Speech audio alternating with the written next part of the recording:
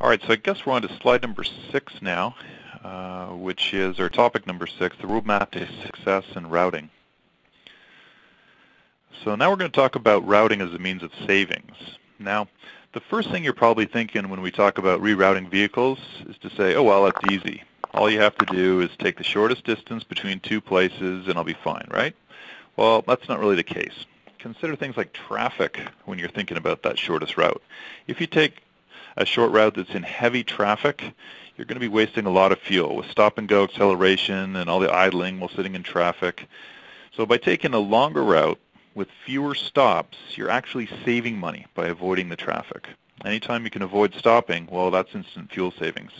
I'll give you an example. UPS implemented a policy that restricted the drivers taking only right turns whenever possible. You might have heard of this. And this change reduced idling time waiting to make left turns and saved the company lots of money on fuel.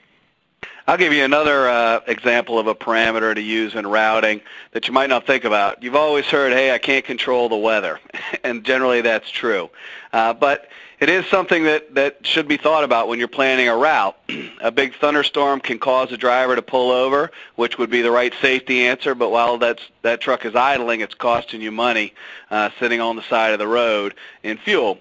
And roads, of course, can be closed in the winter in certain areas by major snowstorms, which can cause long, costly detours or, again, idling. You might be surprised to know there is specialized software available that can certainly use current weather patterns to help you develop routes.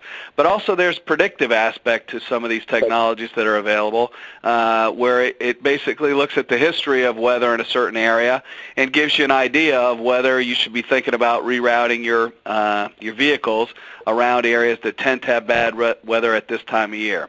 So there are a lot of advances in technology, and weather prediction and building that into your routing is another thing that's available today that, you know, depending on where you run, could be helpful to some fleets.